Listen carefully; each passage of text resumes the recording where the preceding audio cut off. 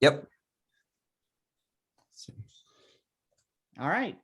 Hello, Aaron. How are you doing? Hi, I'm good. How are you? I'm very well. I'm just soaking up the sun at my parents' beach place for Easter weekend. Oh, beautiful. What beach? Emerald Isle in North Carolina. Mm, I've never seen the beaches of North Carolina, and I'm in Tennessee, so I'm not that far. Yeah, Um, but I always go down to Alabama for their beaches. But really? yeah, Wow. So you go, wait, so I see. So North Carolina, Tennessee, Alabama, all the way down here. yep. Yeah, so I'm about 7 hours from a North Carolina beach, and I'm about 7 hours from an Alabama beach. So I can go either way. Yeah. Well, I just want to say it is great to finally get to talk to you vocally as opposed to just over social media. Yes, it is. We have been in communication. Actually, it's crazy for 7 years this Yep. summer. Yeah. Yeah, which is And crazy. I just really appreciate you taking the opportunity out of your day Of to do this course. interview one on Of one. course. We have a lot we're going to cover, and I'm pretty Right. sure fans of your work are going to be really excited to see this. Yeah, I'm So excited. let's start with question number one, and it Go is for going to it. be the most obvious question. How did you get into filmmaking at first? How did I get into filmmaking at first? Well, before we even start that, it's crazy that we've been talking for so long because you probably reached out after Clowntergeist came out. I mean, because that's what it would have been. You enjoyed Clowntergeist because Clowntergeist got a lot of press, back in the day. So it must have been that must have been when we started talking. It's crazy to think that it's been that long, but good to finally meet you and thank you for having me. So what got me into filmmaking in the first place? I have a brother on the autism spectrum, and he always used to like to look at things at weird angles. He'd put his eye up to toy train tracks and watch the train come toward him, and he'd, peek around corners strange, and look out the window sideways. And so my mom thought it would be a good idea to get him a video camera, so that way he could put it anywhere. So it was just this cheap $100 video camera, and we grew up tight. Money was really tight growing up. I grew up in a family of six. It was not a nice neighborhood. And money was tight, and so when you buy something for someone on the autism spectrum, it's a toss up. You never know if they're going to want to use it or not, or whether or not it's going to resonate with them. And sure enough, he didn't want to use the camera. It didn't interest him all that much, but money was tight. And I knew that in the back of my mind. And I knew that $100 for a camera was a lot. So I thought, this can't go to waste. And so I started messing around with it, and it just made sense to me because I was always an artistic kid. I would actually do basic coding and make video games as a kid, and I wrote stories, and I drew, and when I got this camera in my kid brain, I was like, well, what do people do with cameras? They make movies. That was probably 2002, 2003. And so sure enough, I started to just experiment with, movie making, and it clicked for me. Everything fell into place. And from there on, I fell in love with it and kept at it. And so that's what got me started, really. So it all really comes down to your brother not wanting your camera you bought him. Yeah. Well, I didn't buy it for him. My mom bought it for him, but he didn't want it. I knew money was tight. I didn't want it to go to waste. And so it's funny. I talked to him, and he always takes credit. He's like, well, I'm the reason you're making movies now, aren't I? And I was like, I suppose you are. Suppose it could go that way. Yeah. So that's what got me into it initially. And then there were phases along the way that got me deeper and deeper and deeper into it and sort of put me on my path. But that was the first thing.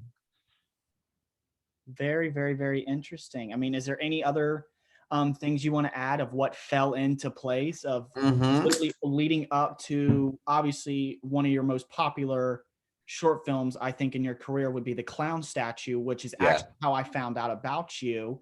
Is Oh, I maybe that is actually okay. I looked up short scary films, and actually it was actually close to the top. Like I think this was actually when it was not even 8 months old. Yeah, man, that's great. Okay, so wow. So you found, because that was 2013 Mhm. when I released that. Yep. Man, it's not on YouTube anymore. Now there's other, people have re-uploaded it and stuff like Yeah. that. Um, but I can't remember why I took it down. There was a reason. There was like a job interview or something where I was trying to put my most professional work forward, which I kind of regret taking it down, but there are other versions of it Yeah. up if you Google clown statue Aaron Mirtes, and then I still have obviously a copy. But yeah, so basically from there I started making movies, and I made a lot of comedy stuff, a lot of funny stuff. Mhm. That's what I was really into. I was just sort of following, as a kid, what you see on TV, and I was always into the funny stuff. So I was making all kinds of comedy this and you know silly sketches and things like that. And as I kind of entered my teen years, I started to really be like, okay, I want to go into film and video and television, but I didn't know where exactly. Like I knew the sky was the limit, and what I was torn between in particular, because I was lucky enough in the public school I went to have a TV broadcast program. And so I did that, and I really liked it. I really liked doing live TV. I liked editing news packages. I liked working fast like you do in news. Yeah, and I really like the people in news. And so I was like, okay, do I want to do live TV and news, or do I want to do movies? And so I sort of sat down and started to look at, okay, well, what does each of these things entail? I knew that a career in television was much more sane, much more reasonable, right? I knew it was easier to find work and easier to make a solid living. And I already had connections in it as a teenager. I knew I could literally graduate from high school, and I didn't even have to go to college if I didn't want to. I already knew enough people in the field because I really got plugged in that class. And then I got plugged in with internships and crap like that outside of class. So it's like, okay, I know that I have work here, and I know that I have work in corporate video and live TV and music videos and things like that. Because I'm in Nashville, it's really easy to find work in music videos here, at least easier than other places. But then I was like, okay, well, if I'm going to decide if I want to do movies or TV or, broadcast or whatever, I'm going to sit down and really start watching some movies really seriously and see if anything speaks to me. And I was terrified of horror movies as a kid, terrified of them. They were kind of banned in my household growing up because my mom saw The Exorcist and Jaws at a drive-in when she was 6 years old, and her parents put her in the back seat of the station wagon where the seat was Yeah, facing away. I actually have seen those. I've seen. Yeah. We grew up with an old station wagon. They're bizarre, but they put my mom in the back facing away from the screen. They told her, don't look. Well, sure enough, she looked. It traumatized her. And then horror movies were banned in my house growing up.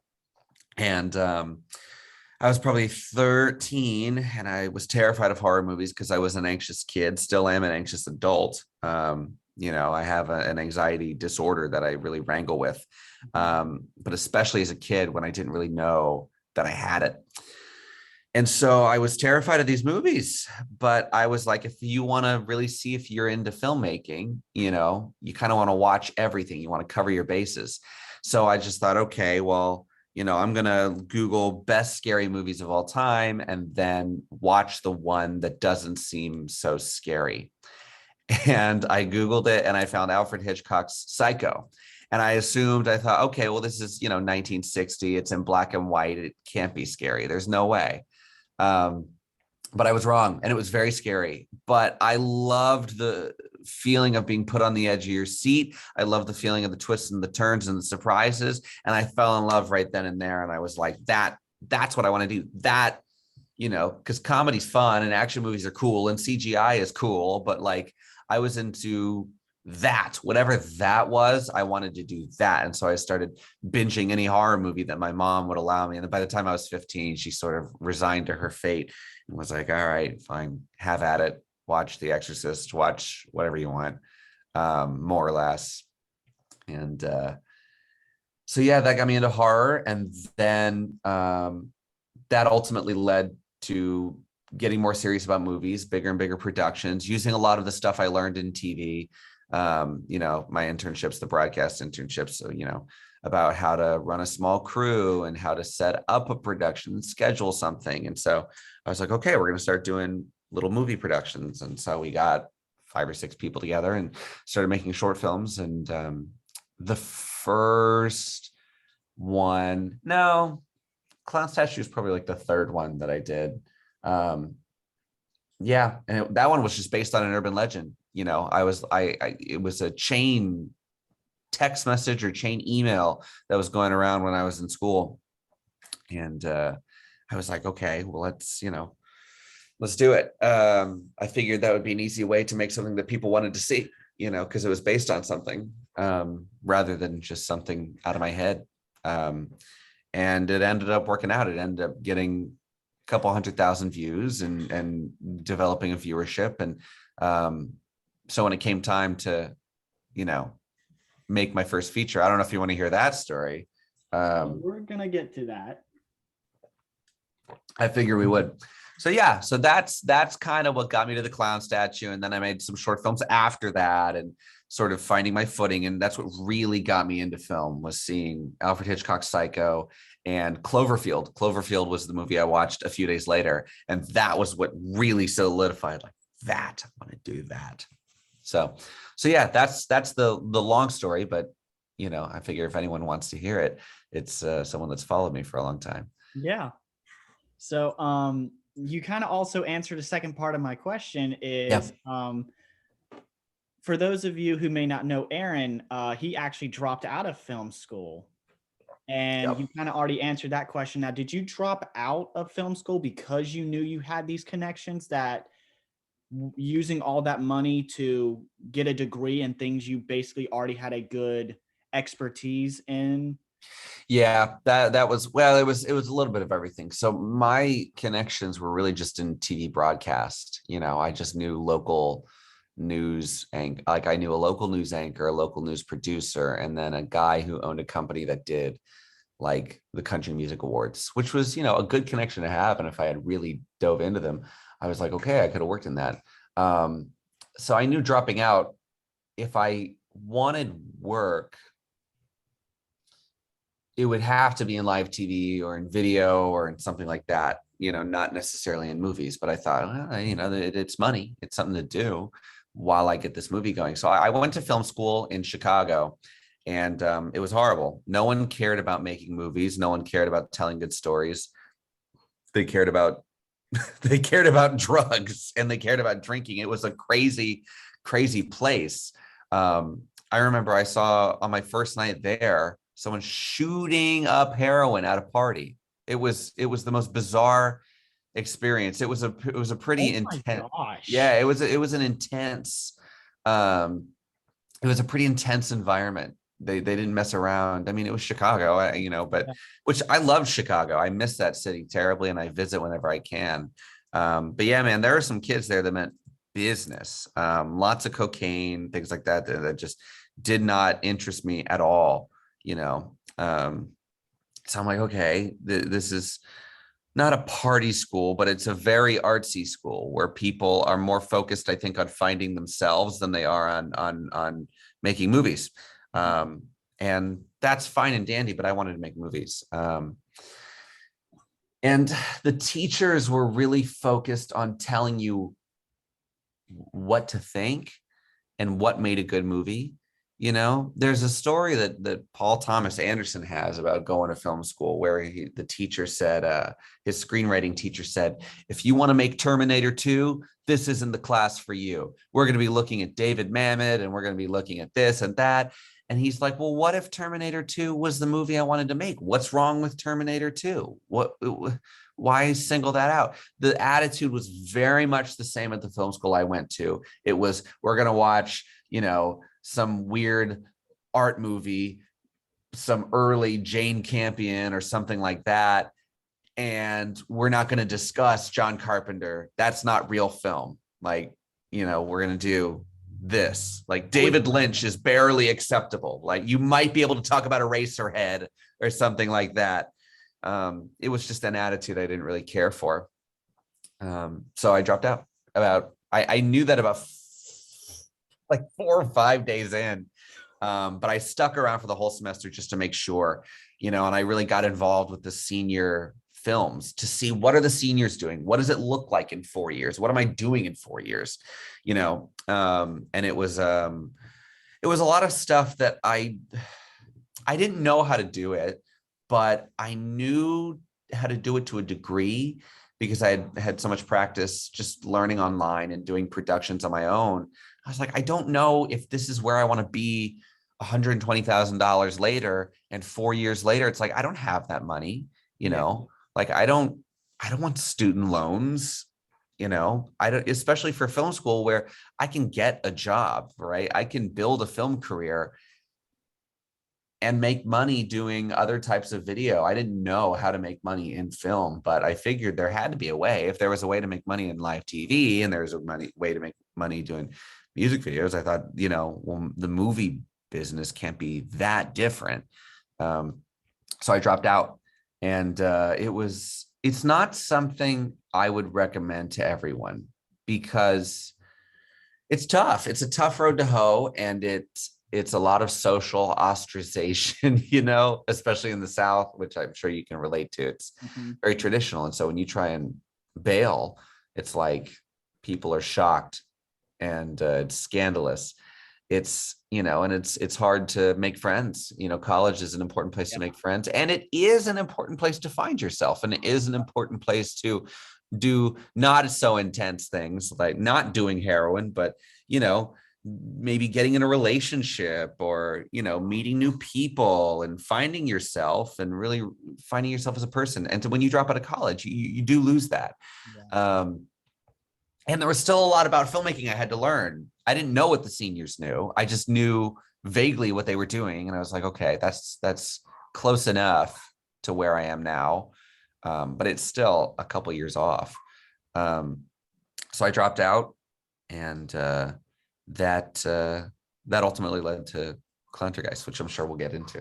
That's actually where we're going to go to next. So obviously, I found out about Clowntergeist, and for many who may not know, its original title was Fear Itself. Yeah, Development phase. man. I actually found Fear Itself. That's how I will refer to it for now until it gets changed to Clowntergeist. I love it. I love it because that's what it is in my heart. That's what it is. Yes. Fear Itself was the original title for Clowntergeist. Yeah. Now, originally, you hit a few bumps in the road towards the end of production. I remember lots of bumps in the road. Location caught on fire or something. Yes, it Can you did. elaborate which filming location that is? Because I've been wondering for years. It was a wildfire. So it was a wildfire. We had reserved this road at a park, and we were going to shoot the scenes like where they stop in the middle of the road and they find the sheriff with his rib cage snapped open and the balloon tied to his rib. Oh my gosh. Yeah. And so we had this road that we had reserved. And then like all the scenes where she's in her car and, you know, ribcage grabs her from behind, and the balloon that says, look behind you. There was that. And then Heather's in the car where she pulls back and don't tell anyone about this. Yeah. You know, it's where Emma's trying to leave town. And so we were going to shoot that. We were going to shoot pieces of the car chase with Jonah. I was actually going to ask, was it that road where the ice cream truck and yeah, we were how did you manage to get an ice cream truck? We'll get into that. So that's what we were going to shoot. Right. And I think we did have some sort of ice cream truck at the time ready to go. But then the road that we had rented out and that we were able to block off, because it was just some back park road. So the park people were like, yeah, whatever, use it. We don't care. We had paid a lot of money to use it though. And the wildfires from the south or from the hills had come down, and sure enough, they had burnt the whole park down and they burnt the what do you call it, like the information center and stuff like that down, which I feel like we might have had a scene that we ultimately cut that I was like, oh, we can shoot something in the information center. We could shoot, all kinds of stuff like that. And so when that burnt down, we were on our way there. We were driving and then we got a call and they're like, hey, the road is scorched. The hills are on fire and the information center is burning down. My gosh. And it was a tough production. I mean, I don't know where you want me to start with that. Like, I don't know because it's just crazy, but an ice cream, God, that's a story too, how we got that ice cream truck. What did I do? How did I have no idea. I'm basically asking you to think 8 years back. I know. I'm trying to think about how we found that ice cream truck.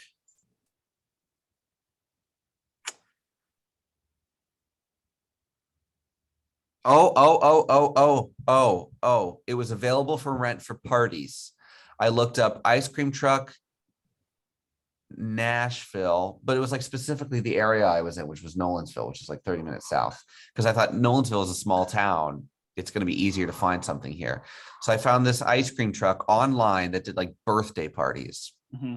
He did regular ice cream man stuff, but he also did birthday parties and events and things like that. And I was like, okay, I bet you I can ask this guy, I can pay this guy like $200 to be in my movie.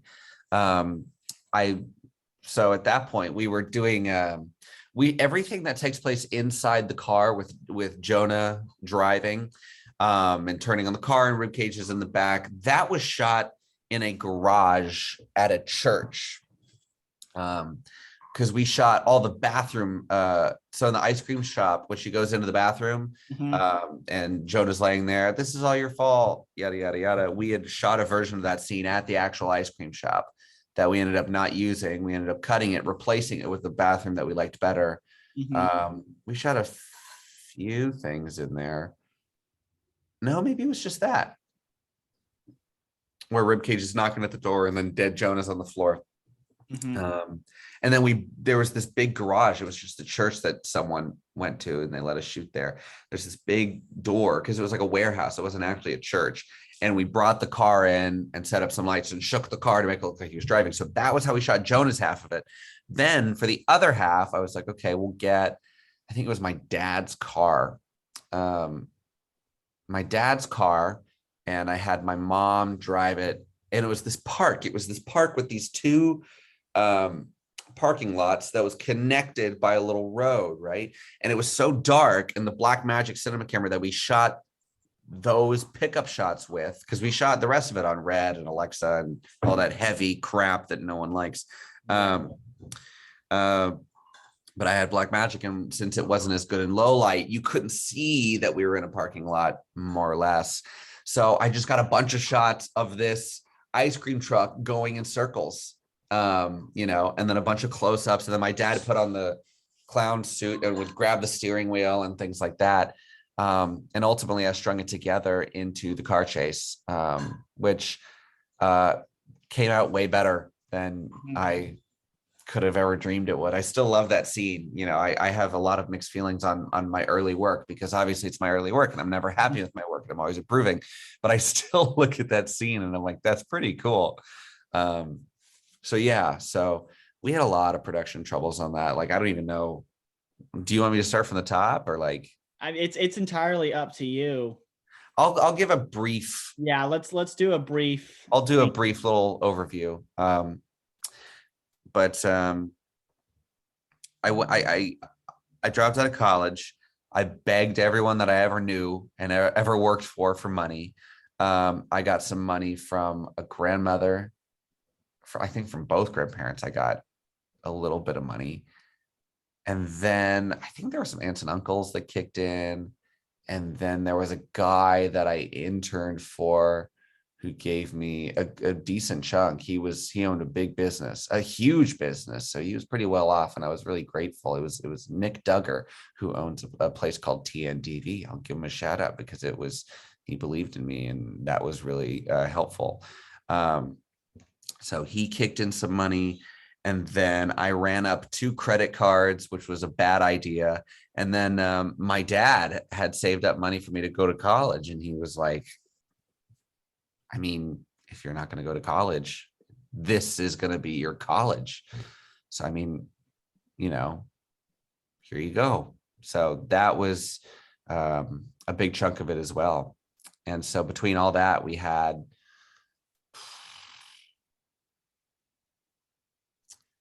must have been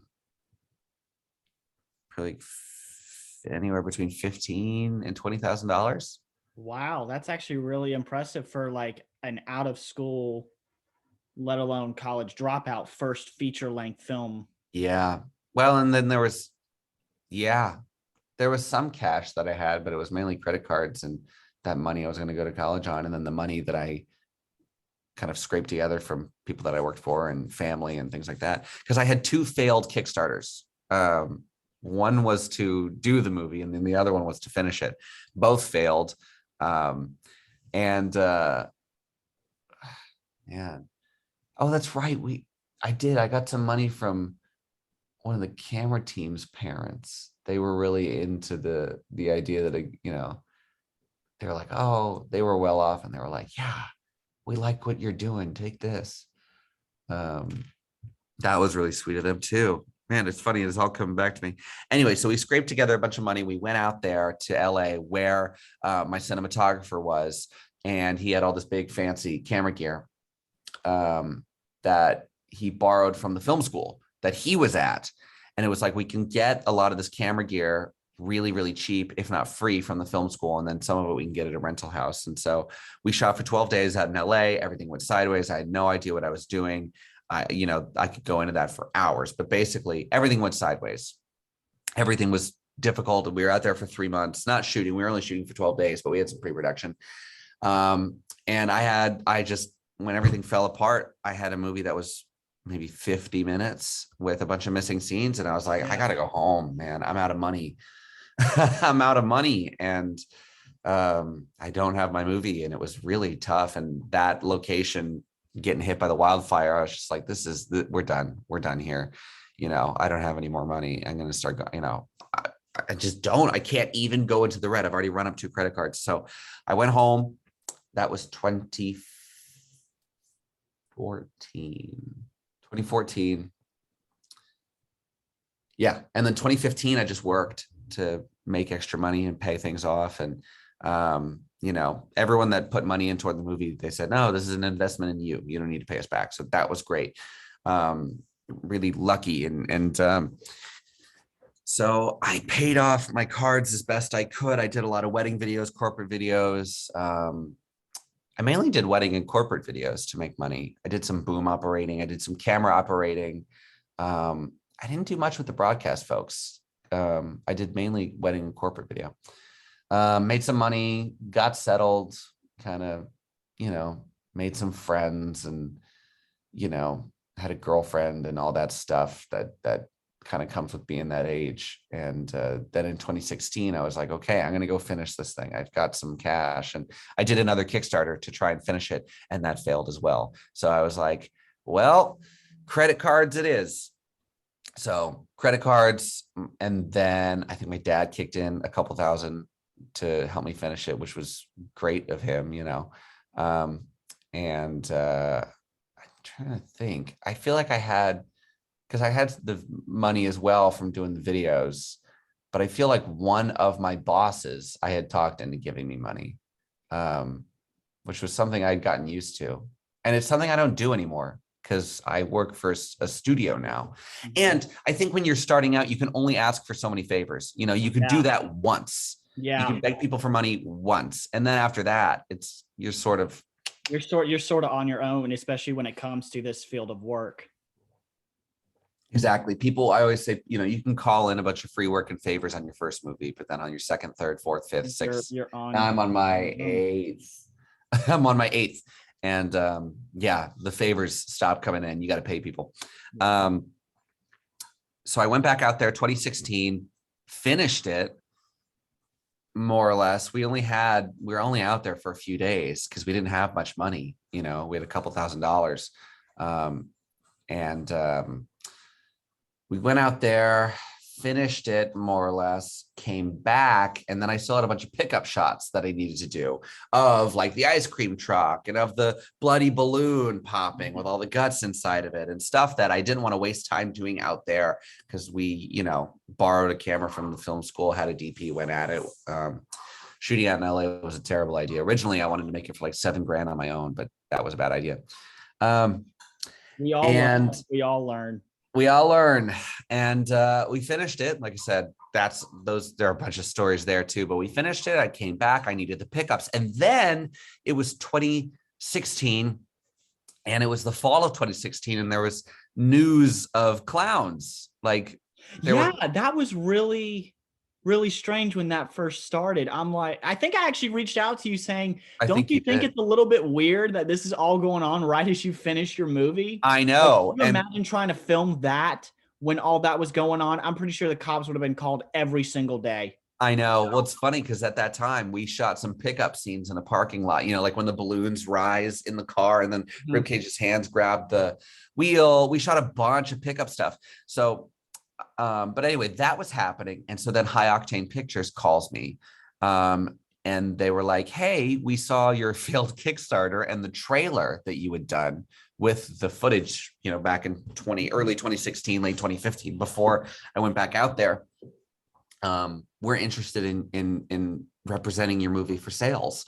And I was like, it's not done. It's not done. They're like, well, when can we see it? We're interested. And I was like, Halloween. You can see it on Halloween. It was October 1st.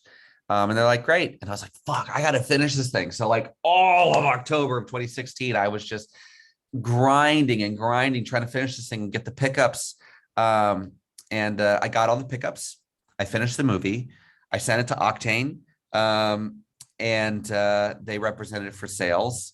Ultimately paid me an upfront fee for distribution, and they renamed it Clowntergeist. They had me make my next question is, why did they change the title? And so, whoever came up with that name, I gotta say, you came up with the name? I did. I was about to say they should have gave you a raise, because that is some brilliant thinking right there. Well, it was their idea to actually use it. So what happened was, it was called Fear Itself.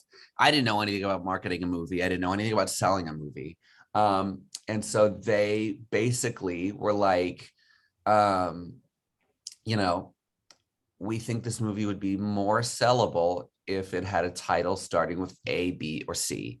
And something that sort of implied more heavily that there was a clown in it. And because, you know, on demand and on streaming services, especially at the time, you frequently went through the movies A to Z.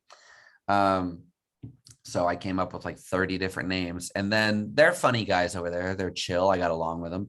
And so I put some joke titles at the bottom: Star Wars Episode 7, The Clown Awakens, you know, The Clowninator, Clowntergeist. And, you know, they were jokes. And I get a call and they're like, hey, hear us out. We're thinking about going with the title Clowntergeist. I was like, that was a joke. I was teasing. And they're like, yeah, but it tells you exactly what the movie is about. It starts with a C, which is great for on demand. And we think it could get some press, you know, silly titles like that were doing well. Sharknado. You have to admit, like, releasing that movie, they were still making the Sharknado films and those crazy titles. Exactly. I remember you had like all these A-list actors for the Sharknado movies just waiting in line to be in one of those. And it was crazy. And so sure enough, they renamed it Clowntergeist, and I got the best press I have gotten to this day. Granted, they really did a big press push for that one. But we got big press. We got Hollywood Reporter, Entertainment Weekly, like people latched onto this title and they were like, this is crazy. And the trailer looked halfway decent. And so they were, you know, people were buzzing about it online. Oh shit, a movie called Clowntergeist, before they knew that those movies are kind of a scam, you know? And because then they tried a bunch of other stuff. Velocipaster did really well. But that actually lived up to its title. Clowntergeist did not live up to its title because it was never meant to be a poltergeist movie. It was never even really meant to be a ghost movie. Well, it was me just trying to make a movie, but it got good press, and it worked, and it ultimately really helped sell the movie, and it led to getting funding on my second movie from that studio. They gave me 20 grand. They said, here's, it wasn't for me, it was for the movie. They said, pay yourself like, hey, here's your budget to make the entire film. Yeah.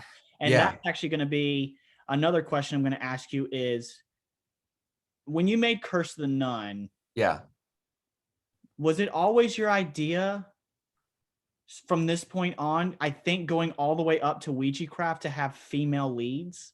Because I think in Clowntergeist, you had a female lead. You had the great Brittany, who portrayed Emma very well. Yeah. For Curse of the Nun, Lacey, I don't know if you're ever going to see this video, but forgive me, please, if I mispronounce your name. So Lacey Hartzell. In order to save myself from embarrassment, I'm going to ask Aaron to pronounce your name to save myself. Lacey Hartzell. Yes, she did very well in Curse of the Nun, American Hunt, a little bit of the Alpha Test. She's very talented, and that was actually going to be my next question: is how did you meet Lacey? Like, did you approach her? Did she approach you? How did you know? Because this ended up spawning a many year partnership between you two. Yeah, I just made a movie called The Octagames, and she's the lead in that as well. Though we're talking about having her do more parts like Brad does. Brad played KK in Curse of the Nun. He played JD in the Alpha Test. He played Memphis in American Hunt. He played Carson in Painted in Blood. And then he played a police officer in Ouija Craft. But kind of goofy character roles, strange roles, weird roles. We want to move her more into that. But anyway, I met her. So Octane basically said, okay, we want to work with you. We're looking at doing productions from the ground up. We really like Clowntergeist. We really like you. You're easy to work with. Believe it or not, the thing that tipped them into wanting to work with me, despite my young age, was they kind of botched parts of the Clowntergeist release. There were technical issues on the iTunes release, and there were technical issues on the Amazon release because it was the first title that they had ever distributed. They were mainly a sales agency, and they wanted to get into distribution and funding, and they'd funded a couple of other movies at that point, I think. But they basically were like, they kind of botched the distribution, and they were like, you didn't get mad, you stuck with us, you worked with us. Like, that's the kind of guy we want on our team.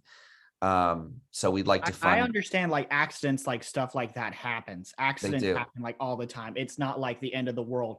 What matters? No, it's not. Yeah, what matters as me as a filmmaker and as you as one is, like, you are trying your hardest. It's how you handle it. You're not like half-assing it, just like. Yeah, exactly. You're actually stamping it like you're on a conveyor belt, like release, release, release. Yeah, is that you're actually trying on each movie, and that you care as much as you can, because different projects have different timelines and different guidelines, and so within those guidelines and timelines, you have to care as much as you can. My buddy Charlie Steets and I talk about that a lot, because there are a lot of filmmakers that are. It's funny because I get referred to by critics as an assembly line filmmaker, but I'm like, we know some real assembly line filmmakers that actually don't care, shoot the movie in a couple of days, so they have a product. And for us, it's not about that. It's about making as good of a movie as we can. But anyway, so they say, okay, here's some money to do a second movie. And I was over the moon. I was like, oh my God, this is my chance, and I was still living at home, so I didn't need any money. And I was like, because I was only 20. I think you shot that, if it helps, you shot that film in 2017. I did, 2017. So I would have been 23. I would have been 23 when I did Curse of the Nun. I was 19 when I started Clowntergeist, so it took forever. So I started Curse of the Nun, was 23, and they said, let's just rip off an upcoming horror movie. And I was like, well, The Nun is coming up, and that's going to be popular. I can tell you that as a fan of the genre. And I was right. It ended up it's still, Curse of the Nun is still my highest performing movie. Mm-hmm. It looks like the movie I did, Octagames, the one I just finished, is going to match Curse of the Nun. Thank God. I'm glad to have another hit. but yeah, so it's taken me a long time to match the numbers on Curse of the Nun. Now it was ripping off something popular.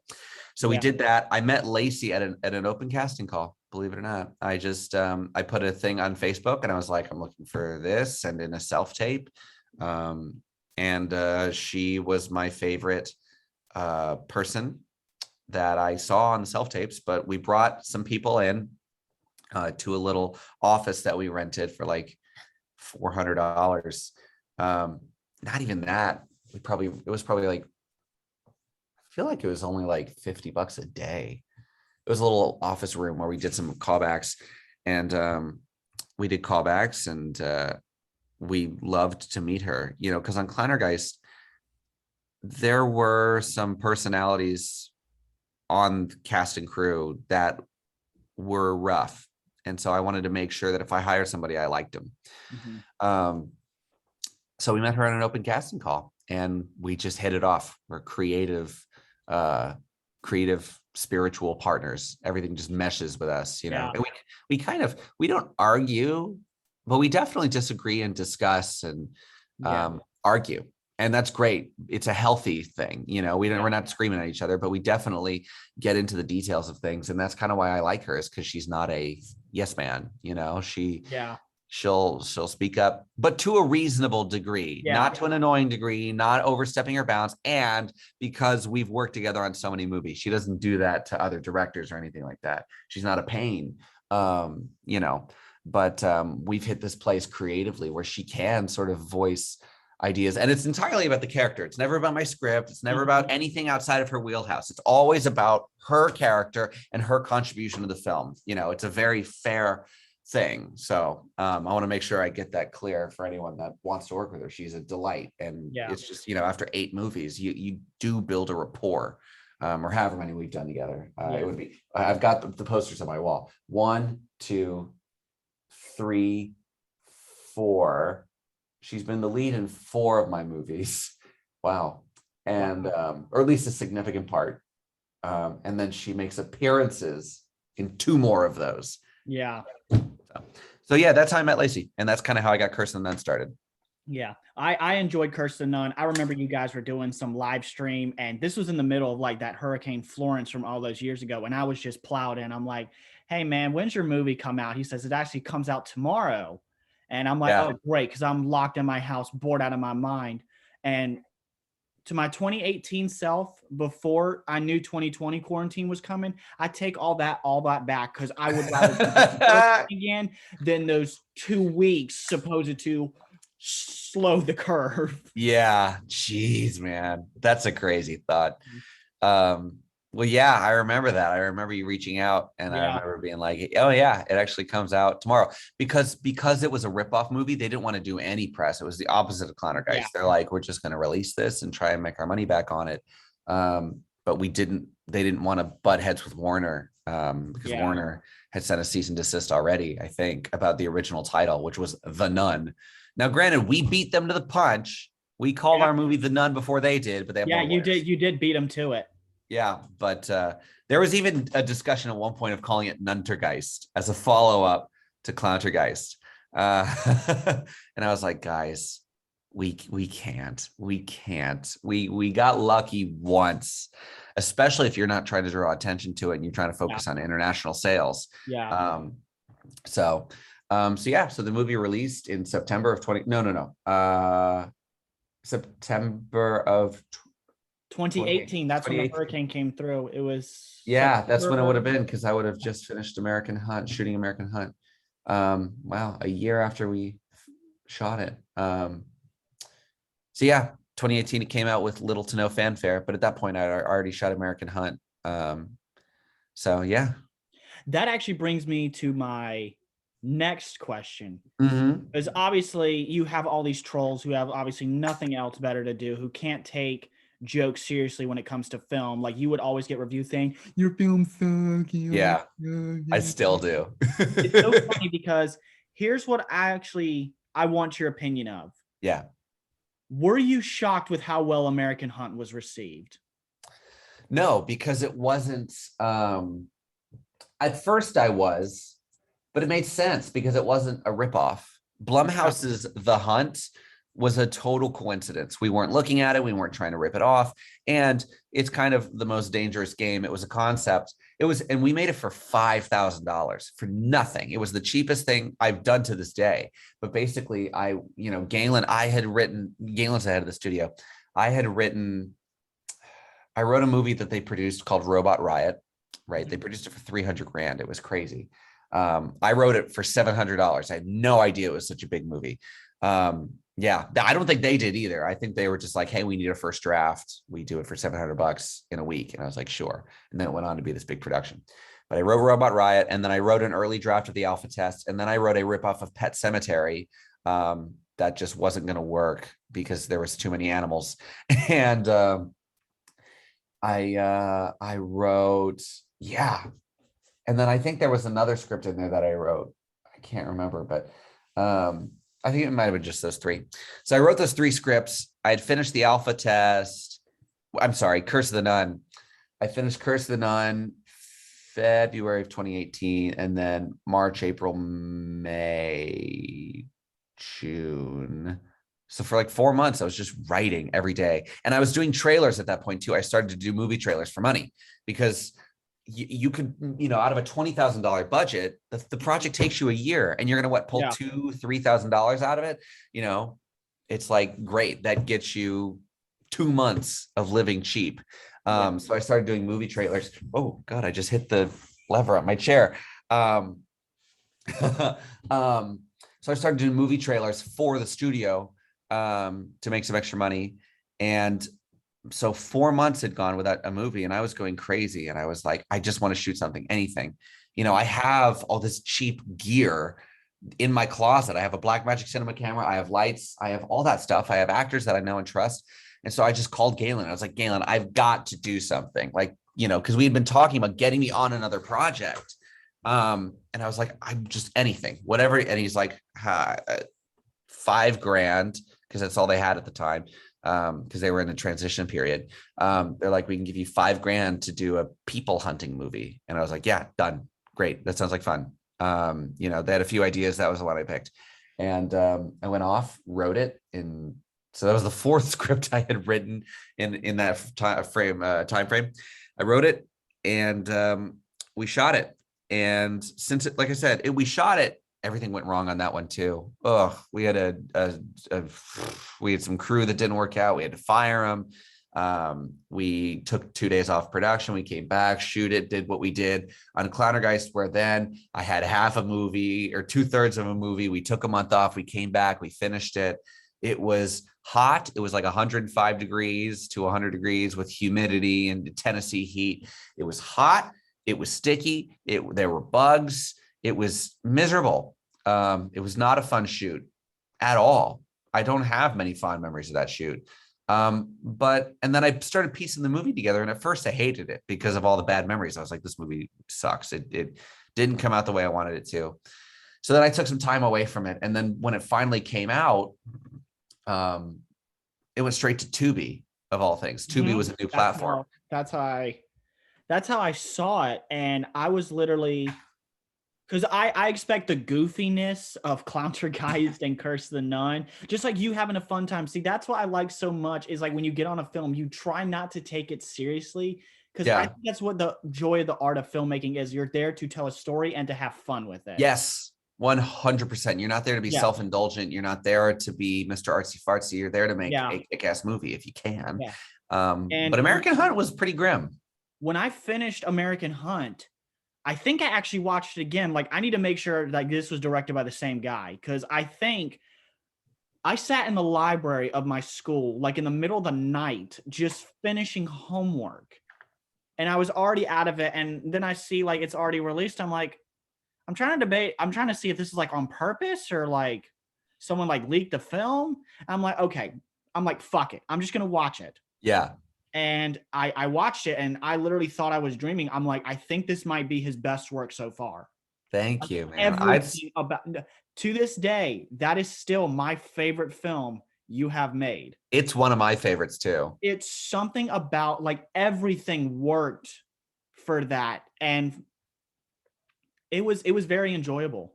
We weren't overreaching, we weren't trying to do Yeah, stuff that we knew we couldn't do because we had yeah, such a small budget. yeah, Um, I revisited it when it came out and I was like, this is pretty good, yeah. and And critics seem to think the same way too. Like it actually, instead of just getting like those stupid half-star people who were taking it way too seriously, yeah, like not understanding like it was just for fun, you were getting like 3 4-star ratings yeah, for this one. And that's what I was actually kind of blown away by, because I think it's your highest rated one on IMDb. currently, yeah, Yeah. And yeah, it and was it like, was, because I showed it to some friends of mine when we were on camp, when I was on campus my freshman year. yeah, And this is before I went home for Christmas break. And I said, hey guys, like you really got to check this movie out. Like it may look goofy and like a basic plot. I'm like, but it actually is very enjoyable. Like when you finish it, I mean, there's everything about it just works. And I got to tell you something. The best part of that movie, in my opinion, and I would like to go back to Curse of Nun just for a brief second, sure, right sure, after this, with American Hunt, Taylor and Brad, yep, hands down the yeah. best part of the movie. What I'm Yeah, saying, I want to yeah, do either a sequel or a prequel or a remake where I actually have some money and skill where I focus in on them. I just love their like at like dynamic. a couples counseling or something. Just I want to do them meeting. They meet in prison, and then that was our backstory. They met in prison, and then they broke out. I want to do them breaking out of prison and starting the first hunt. yeah, Um, because you know what you will have to do if you want to yeah, do a continuity thing. In the pictures where Taylor is putting up all his pictures of all the victims he's taken, you're gonna have to find one of those actresses to portray the first victim if you want a continuity thing. yeah, you're right. Yeah, it Because is. you It'd can't be just hire really, some random person. You're gonna have to find one of those if you did want to do that. And yeah. so that was my favorite part of American Hunt, was the chemistry between those two. And kudos off, great writing, of course, like Oh, everything thank about, you. yeah. When I'm sorry, when Memphis is patching up Levi, and Levi has his scared little bitch look on his face. Where he's on the lawnmower. Yes. Yes, I And love Brad, that. Oh and my like God. Memphis is just taping him up. He's like, you are such a drama queen. He's like, Yeah. you get your tetanus shot. And Levi's like, shut the fuck up. Yeah. I love their dynamic. I mean, we Yeah. kept saying it was like their faces would get in each other's faces, and we kept being like, okay, now kiss. Not actually, but like the chemistry was just so Yes. there. You know, it'd We're be like, so funny if you did this little bonus thing, like, and when they were sitting at the fire. This is how I just imagine, like, basic behind the scenes stories.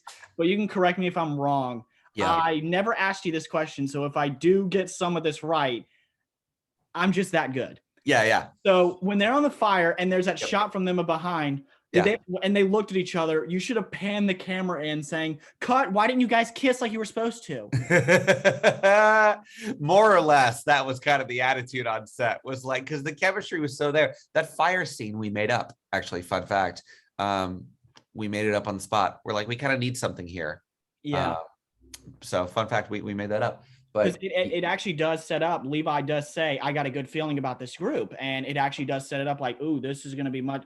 I think Levi was starting to get like, there's going to be something more difficult and complicated about yeah, about this hunt. About this Yeah. hunt. Exactly. I still want to do a reboot. I want to reboot it and do like a trilogy or something. But Yeah. there's always stuff you want to I'm do. pretty sure if you went to Octane, High Octane, and pitched them this idea, they probably wouldn't hesitate because of how well that movie. No, that's the irony. That's the great irony and the great trouble, is that American Hunt is my poorest performing film. Really? Yeah. Wow. Yeah. Yeah. It's funny how that stuff works. It's a sort of cruel irony. The movies that are good and the movies that sort of tell an interesting story are usually the ones that don't make a whole lot of money, because they're not ripping something off. They're not playing off something popular. But, if you have a good movie, you've got to find an audience for it yourself. And when someone else is paying for these movies, I like making movies. I'm not really as into promoting them unless they have interviews for me to do, unless someone sets this stuff up.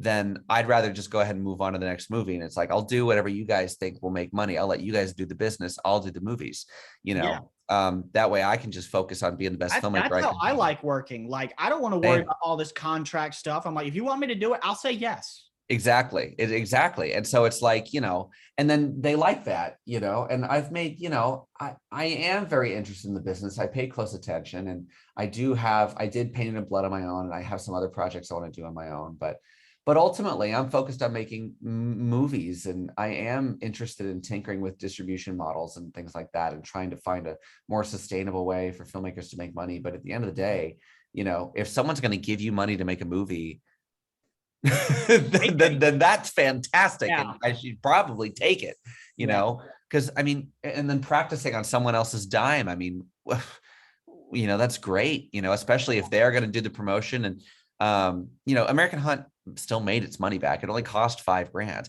And the release was experimental with it going to Tubi right away. So it might have done better had we done a different release schedule. But I'm always looking over here because my posters are over here. So it gets me reminiscing. Yeah. But yeah, so that's a brief overview, I guess, of American Hunt.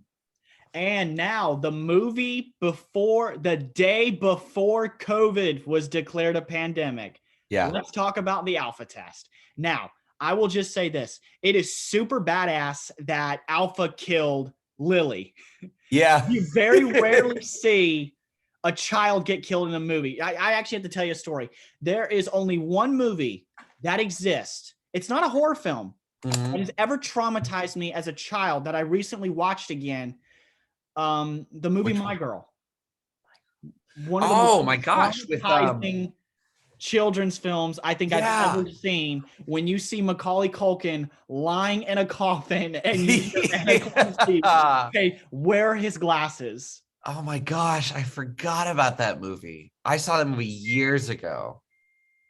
Like, it's nuts. Like, I mean, I have the movie on Blu-ray sitting right over there. It's a good movie. It is. And do you want to know what's actually crazy? The story of how I actually revisited the movie My Girl. And I love this. I only love the story of it. That's why. It's actually my favorite Macaulay Culkin film.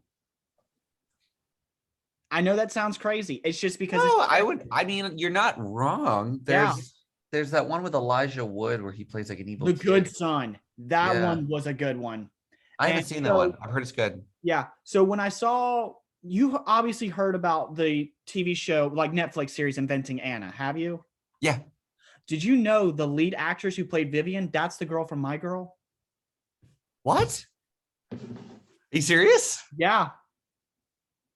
If you look it up, I'm gonna see. I didn't realize that she was a child star because I like that actress. Anna Klumsky, yeah. She actually. Okay. I was confused. Yeah, okay, that makes more sense. I was thinking about Julia Garner, the other lead. I was like, Julia Garner was a child star. I still didn't make that connection. That's really crazy. I didn't know they did a My Girl too. It's probably not any good. I mean, I saw it. It's okay. I think it's like one of those movies they should have just left alone, like they perfectly did with The Goonies, Stand By Me, so many great classics. And I still believe The Sandlot should have been a one-only movie. Man, there are a lot of movies that should be a one-only movie, but with the exception of Empire Strikes Back, I don't think sequels should really exist. I think sequel. Hold on, that's just in my opinion. But going back to the alpha test, that was one of the most jaw-dropping moments that I've ever seen at the time, and another story of a child getting killed in a film the way they portrayed this one was so freaking hilarious. Obviously everyone knows of the story Chucky, like how he got his own TV series. Did you ever watch that? Yeah. Remember the scene where Chucky's ready to kill Lexi, but he stabs Oliver by accident, and then he walks up to him, he's like, fuck it. Yeah. Dude, I gotta tell you something. I fell out of my chair laughing so damn hard. Look, I hate it for this 13-year-old boy, but when Chucky makes a mistake, he's like, well, you kind of see me alive. I gotta kill you right now. He's like, let's just get this over with. No, man, I love the Child's Play movies. I love that. Dude, show. I'm so excited for season 2 of the. Man, wait till do you know what I'm working on right now? Yeah, you said you were working on the a Pinocchio ripoff. Yeah. Well, this one, it's not even a ripoff. It's our own thing. Like it is, it's cool. It's our own horror version of Pinocchio. I'm really excited about it. We've got this animatronic for Pinocchio that we're getting built by hand. And it's gonna be cool. But anyway, Alpha. Yeah, that Yeah. ending. Because I was thinking I about. think I also stayed up till midnight for that one, and you sent me a thank you for staying up. I stayed up till like 3 a.m. just watching that movie. I remember that. I remember that because Yes. it came out on iTunes.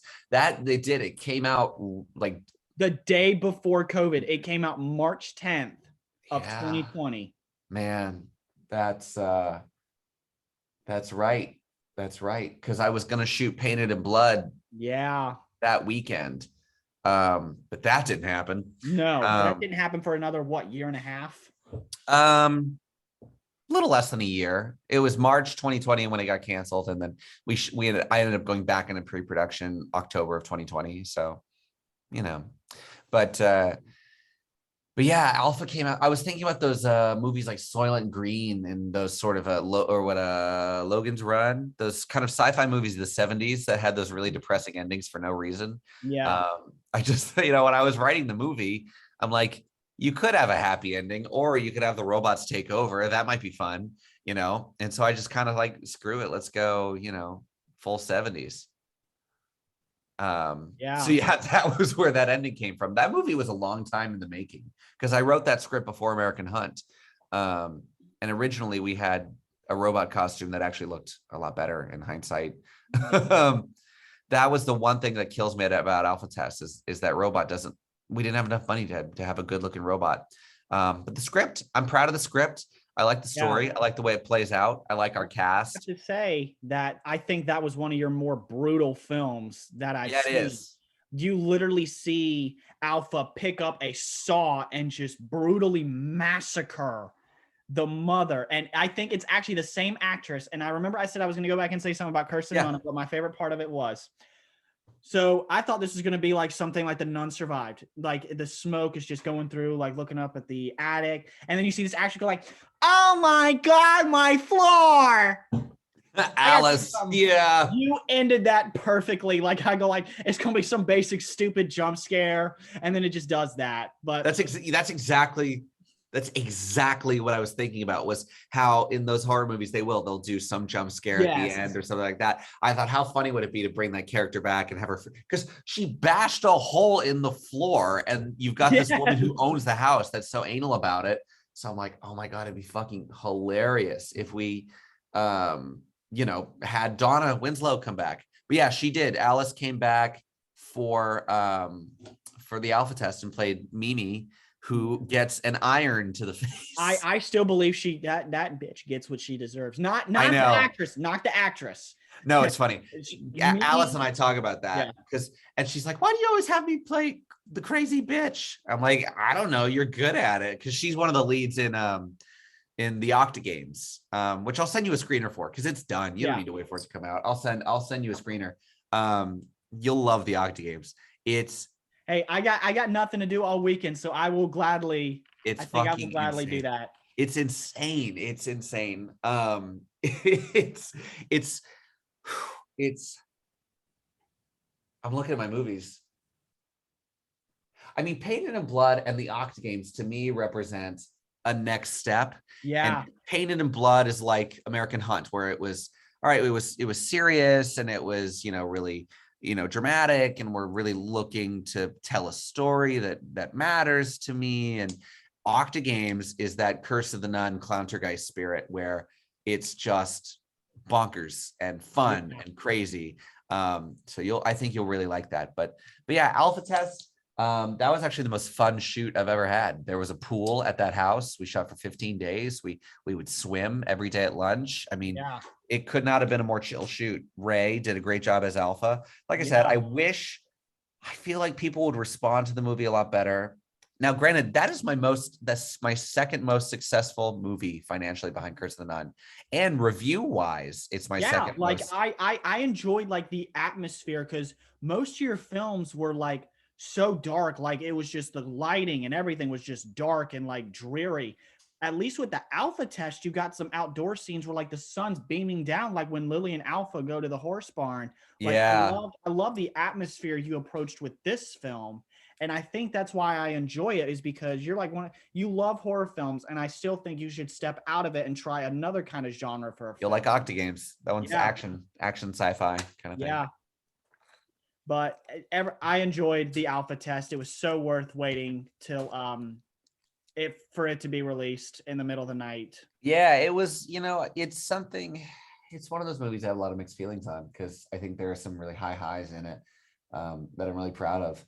It was fun. It was fun to shoot. I shot it right after, I don't know if you ever saw Death Ranch, the movie I shot and produced. I heard about it. I actually have never seen it yet. It's on Tubi, so I'll send you a link. It's brutal. It's not my movie. I just shot and produced it, but I learned a lot on that set. Of it, I mean, I was already intrigued by it. Like, oh God, I'm like, I will say this, and then I saw Brad was in it. I'm like, I'm thinking of messaging Aaron saying, I will put a $50 deposit down that Brad will die. Yeah. Hold on, does he? Don't say it. Don't say it. Don't say it. I haven't seen it. I won't say it. I know the answer. Yeah. It takes a while. He gets beaten up a lot. That I'll tell you. He got beat up in American Hunt too. Like he gets beat up in everything. Face with a wrench. He gets beat up in everything. I mean, he got choked and hit with a bottle and all that crap in Alpha, and then in Nun, he's thrown around as a ghost. And then in Ouija Craft, he was working, so he's like, I only have time to do a day. Is this an excuse to kill Brad off in another film? Yes. Well, because I had the character, and he was like, hey man, I'm working, I'm not really free to do a big part in this one. And I was like, well, there's a cop that's supposed to die. He's like, I don't look like a cop. And I'm like, so you could have made some song saying straight out of school. Straight out of school. Crazy motherfucking named Brad.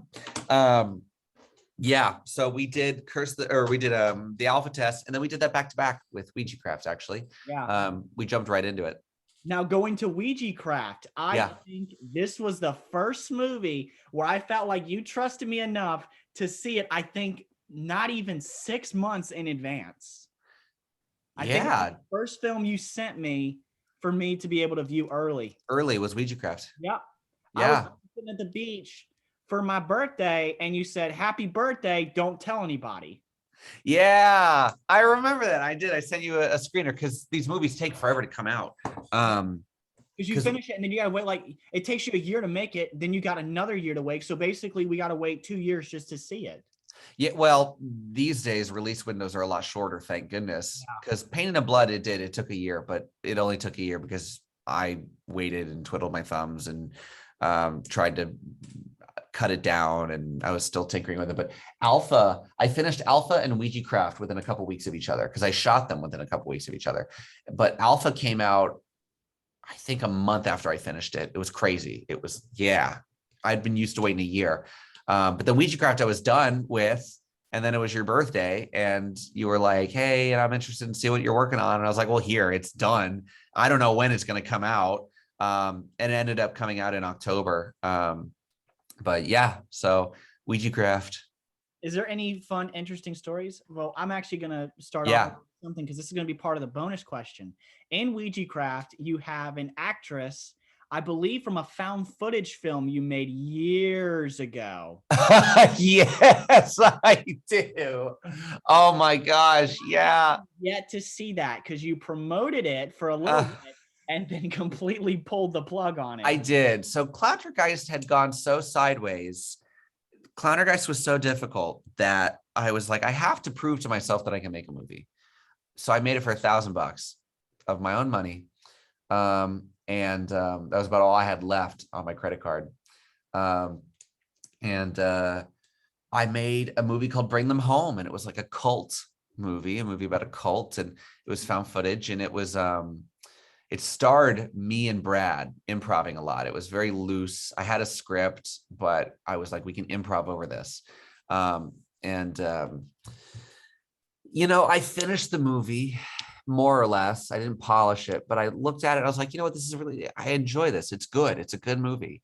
but I don't think we're going to be able to sell it with it being found footage and it being so rough around the edges and it being so cheap. And at the time, I thought maybe I'll upload it to YouTube or something. But by that point, I had moved on to Curse of the Nun. I'd moved on to finishing Clowntergeist and Curse of the Nun, and I'd settled in with Octane and learned about real film production and distribution. And so Bring Them Home went by the wayside. It was called Bring Them Home. I did what I set out to do. I made a decent movie because after the reception for Clowntergeist 2, I was pretty crushed. So it was after. No, Clowntergeist hadn't come out, but maybe we had done press for it because we did press January 2017. No. Yeah. We did press January 2017. I shot it. It would have been 2016. So yeah, I was just like, I need to finish a movie. I need to show myself that I can tell a story because I wasn't happy with Clowntergeist. So yeah, but yeah, there's an actress in it, Ivy Rhodes, and I've known her forever. And she moved to New York to go to acting school, and she had come back. And I was like, Ivy, she was my Lacey before Lacey, where I worked with Ivy on a bunch of short films through high school and things like that, because that's where I met her. I was like, Ivy, you got to come out and play this witch, because I knew she was a great actress. So she came out. Lacey got to do a supporting role. Allison Shrum, I brought her back from American Hunt. I brought Taylor Novak back from American Hunt. Brought Brad back. I brought Brad back to Die. We had an alpha test. We had like 20 grand, and we spent most of that on the robot costume that we did have, believe it or not. And all the actors, there were a lot of actors in that movie running around, and then we had to rent the house that they shot in. And then we had to shoot for 15 days because I wanted more time, because we shot Clowntergeist in 12, and then that wasn't enough. And then we went back, shot 7 or 8 more. So it was like coming up on 20 days total. Yeah. But we had the big crew in LA and LA regulations and all that crap. Curse of the Nun, we shot in 13 days. And then American Hunt, we shot in 9 days. I was sick and tired of doing it so fast. So we shot an alpha test in 15 days. But then Ouija Craft, we only had 10 grand. And so we shot it in 11 days, which was super intense. And it was just in locations that I had for free. So, backyards, houses, family houses, friends' houses, things like that. And then we did a lot of special effects in that one as sort of a trial to see how does me and CGI work? How does that go? It worked very well. Yeah, I'm happy with it. I don't, I'm not really interested in CGI anymore. But I learned how to do After Effects on that, and that I use all the skills I learned on the movie to this day to do small effects that you would never notice, taking wires out and taking, replacing signs and things like that. But yeah, Ouija Craft, it was also, Ouija Craft was the first movie I was happy with, believe it or not, that I ever did. Like, it was still rough around the edges and it still had its own issues, but I was like, I actually think I'm fidgeting with stuff, by the way. Yeah, that's okay. But it's a selfie stick. I remember selfie sticks. It's a fancy one though, where it's like I use it to prop up small lights because you can attach stuff to it. So I use it to prop up small lights like this one. I've been doing tests with the iPhone. I love iPhone filmmaking. I love it. I do a bunch of and I'll actually tell you a story once you finish talking about Ouija Craft. Yeah. But anyway, so yeah, I shot it in 11 days. I had it finished. We shot it September of 2019. I had finished it by February of 2020. If that, it might have been January. I think it was January 2020. So I did it really fast. It was the fastest I had ever done a movie. And I was kind of in. There's my cat. Hi. Hey, go on. Not right now. Go on. But yeah. And so I was ready. It's funny, after doing Death Ranch, Alpha, and then Ouija back to back to back, I was like, 2020 is going to be a year full of movies. I'm going to do some of my own projects. I'm going to do some of their projects. I'm going to really hit the ground running and make a bunch of content. And then there was some virus that slowed all that down. So that sucked. I will say this. because you may have heard, I don't know if I ever sent you a copy of it. Forgive me if I haven't. I will send that to you immediately. I started filming my space adventure film, Dream Above and Beyond. Yeah. Right. I think I started in February 2020. And then because I was filming it on school, just because we had access to like the green screens, all the big like. When did you film? When did you finish that? I didn't finish it until September of that year. That sounds about right. Man, I didn't realize it was 2020. Yeah. I didn't realize you were shooting through the pandemic. Yeah. It was really difficult, not gonna lie. I mean, at least I didn't have to abide by big studio regulations. I had to abide by common sense regulations. So yeah. When we were filming that movie, we shot. Have you ever seen the film or not yet? Yeah. You saw the film? Yeah. Yeah. We shot the hallway scene where Emmett and Grayson are walking through the hall. I think we shot about the first 10 minutes that weekend, and a couple of things of like scenes that would appear later in the film we shot. Right. I remember because early on you shot stuff of them in the spaceship. You shot some tests and stuff of them on the moon. We shot the moonwalking sequence in High Point. We shot on their green screen. Yeah. And my mom actually built a large scale capsule. I remember that. I remember you sending me pictures of that. I still have the control panel as a memory. I still have the control panel because it's actually really sad. Not a lot of people know this, but we finished filming the capsule scenes during the pandemic. Really? Yes. We didn't finish the capsule scenes till the 24th of March. When did you ultimately And then I took a hiatus from March. That's what I was gonna ask. Like, what was like your last day of shooting? July. Damn. How many days did you shoot in total? Do you know? I know with a production like that, you lose count. I always do. Okay, so we started February 28th. We did add the 29th because it was a leap year. So March 1st, March 8th. We stopped after 9 days, and we picked up mid-July was when we picked up. It's actually after I got back from the beach, after I finished watching Ouija Craft. And so we filmed a couple scenes that were outside. We still had a bunch of things on campus, like in the control room. That was the one thing I was missing. We filmed an hour worth of footage in 2 days. Oh my gosh. I'm talking about 10-hour days. Yeah. Whoa. So that's impressive. Yeah. And basically that's like my version of Clowntergeist for you. But what was so shocked is my biggest inspiration is like obviously space films. The Astronaut Farmer with Billy Bob Thornton was a big inspiration for that film. Space Camp, a movie not a lot of people may have heard of because it was released during the Challenger disaster. Very horrible idea. Yeah. Oh, actually, what's really funny, Space Camp stars Joaquin Phoenix in a very young. Really? Yes.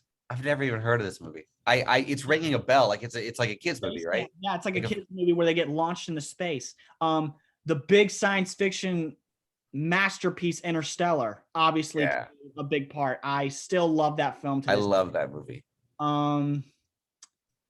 Yeah, those are like my three big inspirations for when I was writing that, because I wrote the script in 5 days. I tried many other attempts, but I'm like, okay, I feel like because I've just branched out different ideas, like just throw out stuff, and I'm like, okay, let's do this, let's do this, let's do this, let's do this. And I put it together and I cried at the end. Here's why. Yeah. I'm like, what the hell did I make? Yeah. I'm like, this is going to be a disaster. Yeah. That's always how it goes. I'm like, no one's really going to want to sit through, because that movie was literally almost 2 hours and 10 minutes long. Yeah. And I'm like, oh God. And I watched it. I'm like, no one's going to like this. And then my composer I did for many, many other films, going back to some of my earlier works. And it just makes me cringe to think of this, because I have another story. I don't typically like talking about these films because I've had so many questions about it. Yeah. When I made the Five Nights at Freddy's films when I was younger, I took a break from it because I was so tired of I would put out work and then everyone would just want to go like this, that I had one of my friends actually on campus, Alec Nava, the lead role in that movie. I think he was absolutely perfect for the role. That's actually his personality in real life. Yeah. That's what he's like. And that's what I love so much about it. And he approached me. He's like, I just want to talk to you for a second. I'm like, okay, I'm here to make friends. He's like, are you the guy from the Five Nights at Freddy's film? I'm like, oh, damn it. Yes, I am. And he's like, what made you stop filming? And I'm not going to be a prick to this guy because I don't know him. I'm like, I just kind of wanted to take a break from it. And he's like, keep going. I actually enjoyed it. He's like, I actually did enjoy it. I'm not like some big obsessive fan over it. So I really don't like talking about those films because it's crazy because when you make something, someone is inevitably going to like it. And that's what's, it's crazy. I should have thought better if I was going to make a film. Obviously, I was 15 when I made that film. I had no idea what I was thinking. It has over 120,000 views on YouTube as of really. Right. Yeah. That's awesome. And the creator of the game reached out saying it was one of his favorites. Really? Yes. Because it was one of the only versions on YouTube that was over 90 minutes as opposed to like a short, like 10, maybe 30-minute short film. I'm like, okay, I want to do a feature length when I made that film. Yeah.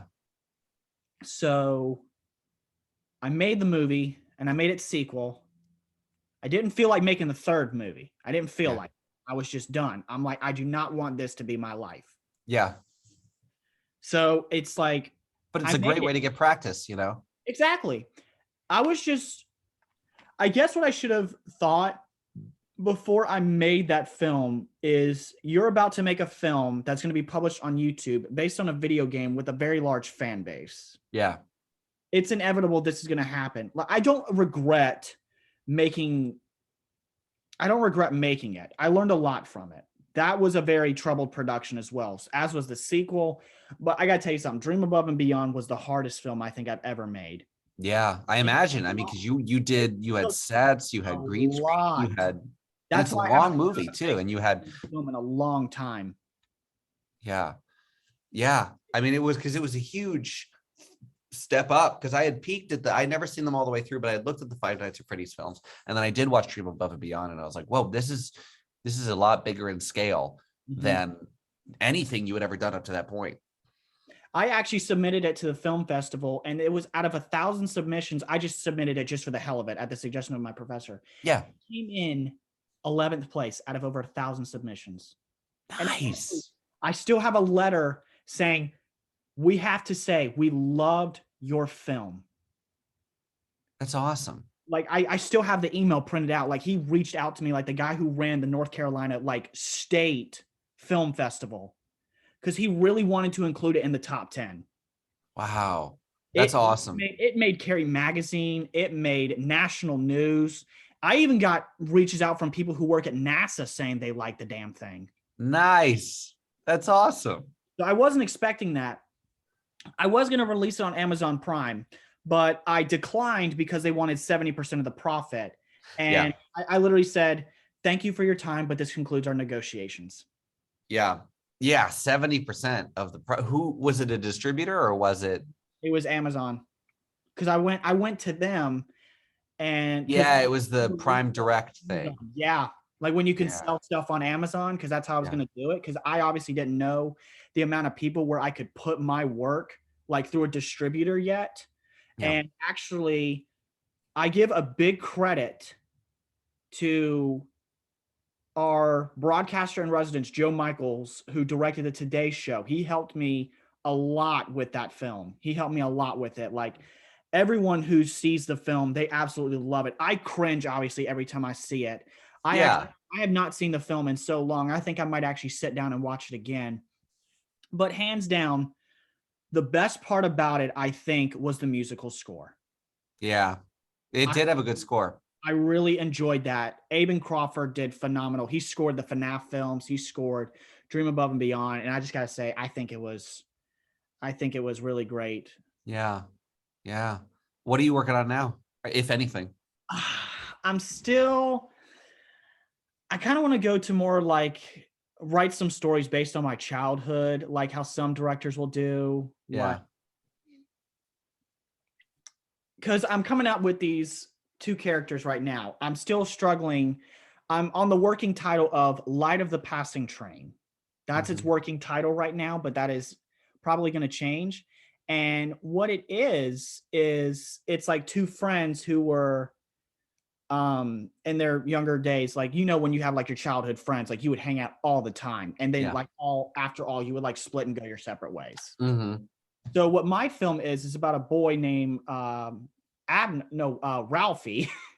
It's about a boy named Ralphie, and he's like one of like the kind of lower kids in like high school. He's about to graduate, go to the next part of his life, and you have that obviously so tied up your ass cheerleader kind of popular girl. Her name's Taylor in the film. I'm still writing it. I have yet to fully go through with it. I'm thinking of making it a short film or maybe like a Yeah. 45-minute, hour-long film. Yeah. But I was struggling to come up with the character of Taylor. That this is still just a work in progress. I don't even Yeah. know if I'm going to make this film. Yeah. But what was so crazy is I have 3 female best friends in my entire life. One of them I've known for 13 years. Her name's Cameron. She's been one of my biggest supporters of my films. I have another friend named Caitlin, who actually went to prom with me, and I have a friend named Aubrey. So I reached out to them and I said, "Look, if I were to ask you to describe our friendship in one word, how would you describe it?" And then they told me like unflappable, never ending. As a joke, one of them said a pain in the padded ass. And then I started like looking at those words and just trying to start like kind of set the mood for the film. Yeah. Yeah.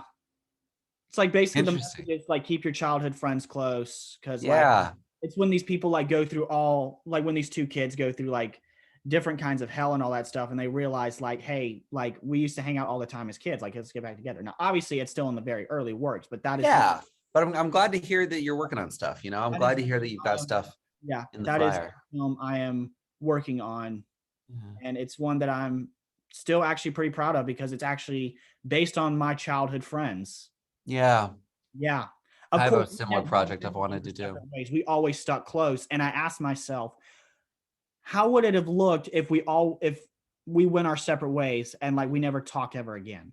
Right. That's what I'm thinking of. Yeah. So that's one of the films I have in the works. I don't know if I can do another feature film because I got to tell you something. Dream Above and Beyond took a lot out of me because I had to make that movie with very large sets. The budget was $2,000 for that film, and you're never going to believe this. That film made almost close to $5,000, Nice. and that's what I was baffled. That's what I was baffled with. Well, I mean, my advice to you would be to, because Dream Above and Beyond was so big. It was 2 hours. It was in space. It was, Mhm. I always try to reel back. Like, okay, what's something that we can do here on the ground? What's something that we can do here that doesn't have big car chases, that doesn't, and I'm still to this day simplifying my work as much as I can, all the way down to Painted in Blood. And even Painted in Blood, I finished, I was like, we got to go simpler, simpler, simpler, simpler. What is it would focus on telling that story and focus on things that that you can pull off at a professional level. And if you pick a character like a clown or a nun or a werewolf and you do it grounded, it's kind of inevitable that you'll be able to sell it to a distributor and you might actually make some money on it, Yeah. or even self-distribute it and find an audience for it. Yeah. So yeah, but yeah, I'm I'm glad to hear you're still. It's still one of my all-time favorite films I ever made, and it is the most painful I ever made because the large scale you had to navigate through the pandemic. I know. Yeah, you had I a was lot on your plate. Yeah, it was, and my parents were like, it can't be like they were supportive of always, but I don't think they truly comprehended with how Yeah, ready I was to punch a hole in the wall. I know. It's hard. That's how I felt on Clowntergeist. It The is first very the hard. first couple movies are always the hardest. Yeah. Nothing will be harder than Clowntergeist. Yeah. Clowntergeist and American Hunt. Yeah. But sorry, my cat is still. Hi. I haven't said hi to her this morning, and she's like, "Why aren't you saying hi to me?" I'm like, Yeah. go on, not to bother me. Let me open the door for her. I know what she wants. There you go. And actually, that brings me to one of our final of the two questions that I'll have for Great. you. Let's talk about Painted in Blood. And Yes. obviously, I want to ask you a question. If the creature had to be stuck back in the painting world in order to be trapped, why didn't Malik just pick up a board and just smack it and put it back like with SpongeBob and like Doodlebug? So wait, hold on. Let me make sure I understand the question. The painting needs to be intact in order for the monster to live. So why that's kind of what he does. Yeah. You know, you should have. I was thinking, because when you said that, like, it would have been so funny if he see him just and just smacked him with it. Smack it over. But see, that wouldn't have been good filmmaking. It would have been funny. Made like an alternate ending. If you had like an extra $200. There you go. And then just to do that, like that would have been so funny. Like it just comes up and just smacks him with a painting. Have him just tell me all about Painted in Blood. This, I will say, this is the most complicated one I've ever had to rent. Yeah, I know. I checked the iTunes release. I think it might have been something on your end because it was working fine for me. But I'm glad I was able to get you a screener.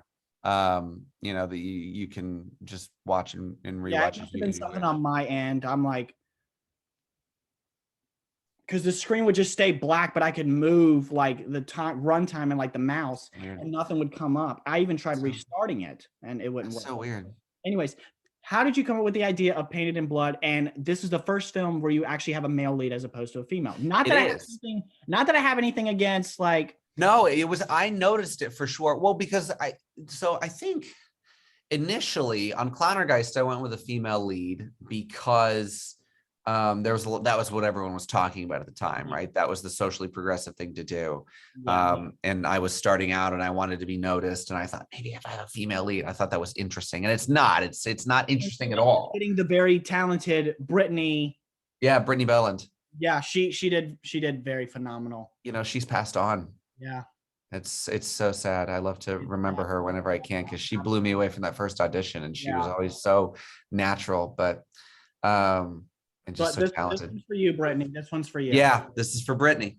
And I'm glad to see the film has become so successful and that it can be part of her filmography, I suppose. Because she's got some other good films. She did a film with a filmmaker named Maki Dab called Other Versions of You. That's also really good. And she did a movie called The Many Monsters of Sadness as well. Both of those good. Both of those are really good showcase of her work. As far as feature films go. Those are the three I think of, but anyway, so for Painted in Blood, first one with a male lead. So then on Curse of the Nun, it just made sense to have a female lead because it was like there was the mother and the daughter and the, I always think horror is scarier too when you have a female lead because it's just you have more to be scared of as a female. And on top of that, horror, the audience for horror tends to be 60% female, 40% male. So horror is already more popular with women. So it just makes sense to kind of default to a female lead in that genre, especially because there's such a legacy of it. But yeah, it just made sense in Curse of the Nun. And then for American Hunt, same thing. It's scary when you've got this female being chased by these two big guys. It's just scarier when Lacey's so small and you've got Taylor who's so big. It's like, okay. But then I also liked that Brad is the same size as Lacey, so it's like the only thing on his side is testosterone. So I thought it made an interesting dichotomy. And then for Alpha, I wanted a teenager, and I kind of thought I thought a female would be more likely to sort of, because when a male is lonely and it's just different. And so I thought, okay, a teenage girl would be more likely to latch onto this robot and try and befriend it than a guy would. A guy wouldn't be socially smart enough to do that. And then Ouija Craft was witches. We approached it was witches. So it's like, witches are women. That's what witches are. We could have done warlocks, but they were like, nah, we'll do witchcraft. And so I was like, cool, that has a deeply female So, every film after Clowntergeist, it just kind of made sense to have a female lead. But with Painted in Blood, since it was so personal, um, I just gravitated to writing a male lead. I don't know. It just sat with me. And I wrote it specifically for DeAndre, the lead actor, because I worked with him on Death Ranch. And Death Ranch is so big and bombastic and over the top. And I noticed how talented he was and how nuanced of an actor he was. And here he is doing this big, bombastic, not so detailed, not so nuanced movie. And I love the movie. I love Death Ranch. I think it's a must see. But I kept sitting there thinking, I'd love to see him do something nuanced. I'd love to see him do something detailed. So I kind of wrote it with him in mind anyway. I wasn't sure if he was going to be able to do it. There was lots of back and forth with the pandemic and scheduling and things like that. So I was ready to cast someone else if need be. I was thinking Taylor Novak too at the time, or maybe just doing an open casting call. But DeAndre was able to do it. So I think that was kind of why I ended up settling on a male lead, was because I had an actor I liked and it was such a personal project. So yeah, first film of mine with a male lead. Yeah. And it's a film I'm really proud of. I got the inspiration from real life. The museum that we shot in it's a real art museum, and it's not far from me. And I know the people there because my mom works there. She works with them. And I taught a summer camp there for film, and I was like, hey, would you ever let me shoot a movie in here? And I'd gotten close to them. And they were like, well, since we know you, yeah, we'd consider it. And so what I did is I shot in there, and they offered me at one point a job. They said, we're still setting up our security. We're getting our first big exhibit. We have a valuable painting coming. Would you be able to stay here overnight for a couple of nights while we install proper cameras and proper security guards and yada, yada, yada. And that building is like one of those moments you go like, I could turn this into a film. Exactly. Well, because the building is already haunted. It used to be a Civil War hospital, and it's 200 years old. There's bloodstains on the floor. So I just thought that would be a cool jumping off point for a movie. It's like you've got this guy who's staying at this art museum overnight with this haunted painting. The figure in the painting starts walking around. So that was the jumping off point. And we shot at the art museum. And then we also, the main gallery that they're in, where the main painting hangs, is a set that we built. So we built that set in my parents' garage for like $1,000. It really wasn't too expensive, maybe $1,500. I made the movie on credit cards again. I self-funded it. I don't recommend making things on credit cards, and I need to stop doing it. This is I guess the second time I've done it after Clowntergeist, but I wanted to do something that was my own, something outside of the studio systems. It was a little bit like Bring Them Home, where I was like, I need to prove to myself that I can make a movie on my own, of my own accord, with my own ideas, because I was kind of getting tired of doing studio prompts. And I still feel that way. I work full time for Octane now, and I love it, and I love doing it. But I still have side projects that I do and want to do, and personal projects that I want to do, because you ultimately want to grow as a filmmaker and ultimately have your own voice.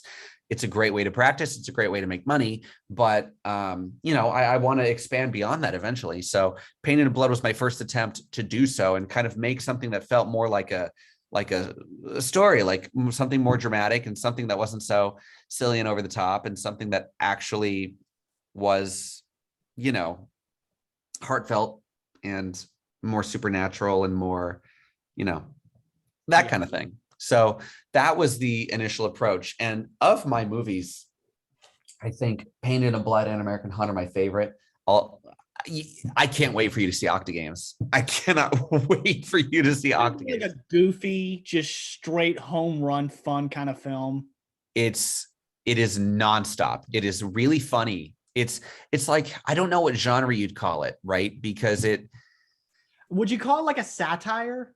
No, it's not a full-on comedy, because we still had to sell it internationally.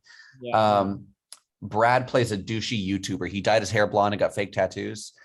Lacey is. So glad I have yet to see a trailer for this. I don't even want to see it until I get on. You shouldn't. You should just watch the movie. Yes, and actually, that's what I do with all your films, with the exception of like Clowntergeist and Curse of the Nun. When I saw American Hunt was released, I only saw it on IMDb, like you were building your profile, and then I think that's why I enjoyed it so much more, is because I didn't know what it was going to be about. Yeah, that's really fun when you can go into a movie blind.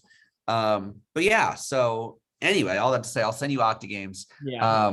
I'm hoping we can do a sequel to Octagames too, because we leave it open and we have all kinds of ideas, and sequels, like we talked about earlier, can be hit or miss. But if it, this is the studio that I work for, and if I'm going to be doing studio work, I want it to be big, bombastic, over the top, fun, just stuff that we could sell and have fun with. While in the meantime, I do my own personal projects, and I'm also I'm really experimenting with filmmaking. Like I said, I've got all this iPhone filmmaking stuff right here on my desk. I've got these lenses and things like that. I'm really interested in like, how do we inspire more filmmakers to get out and do the work?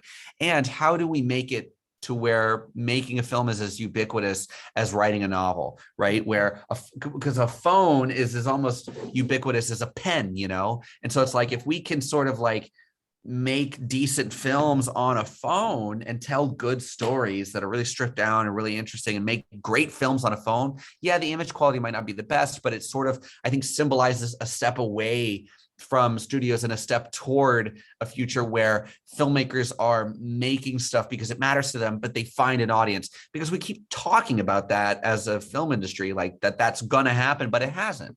And so I'm thinking, okay, well, I want to be a part of that, at least to try it. I want to try shooting something on a phone just to see, what it's like. I've done tons of tests and personal stuff, but I want to shoot an actual film on a phone.